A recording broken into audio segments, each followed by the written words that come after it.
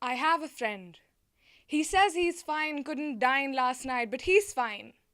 He's drawn the blinds of his room, always in a loom. He says air's a boon to the logical drought in his gut. His face looks thin. In his bin, I find crumpled pages, stages of fading hope. Doesn't dope. He says he can cope. He says he doesn't need a rope to grope his neck. I'm fine, he says. I'm okay. I'm fine. That's what he says.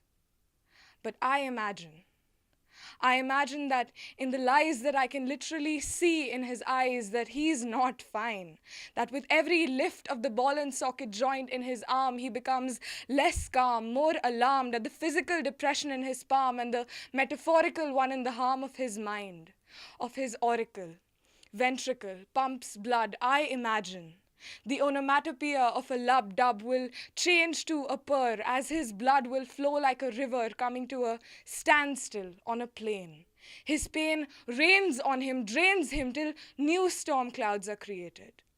I imagine that at night a peeler of orange rinds finds its way to his table next to a carelessly thrown fable of Heraclitus, the weeping philosopher. I imagine that the knife, the same one that cuts the orange rind, creates fresh infant cuts on his arm, that the shallow stream of erythrocytes, the bites, the red in the whites of his eyes are just physical depressions created by him to repel the real one in his mind.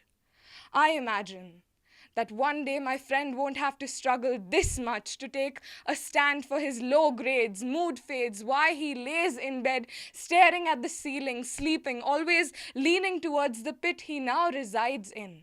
That one day his parents, his teachers understand what it's like to be buried in a land where it's a stigma to feel like dying. Where it's normal to be crying one's eyes out in an unintentionally devout following of this inexplicable sadness. I imagine that one night, when the lights dim, it's not his blood my friend has to skim, that he'll finally let me in. And instead of saying I imagine, I can say I know and help him. But I'll tell you what I know. I know you're listening to this. I know you're listening to this. And as these metaphors roll off my tongue, this might be the lowest rung on the ladder to my way of helping you, but it's still on the way to helping you.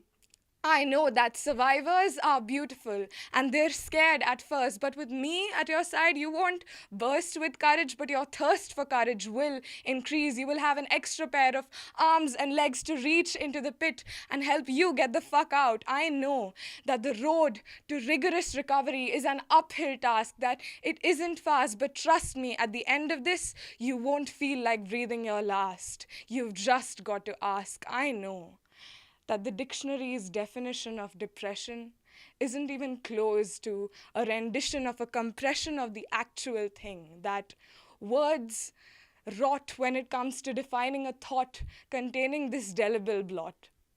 But I also know that my love will reach you through my palms, streaking strokes of color into your graying, fraying mind, that our society is still learning, that it's yearning for new lessons every day, but what's still burning inside me is the heat to meet, beat, and defeat this illness with you.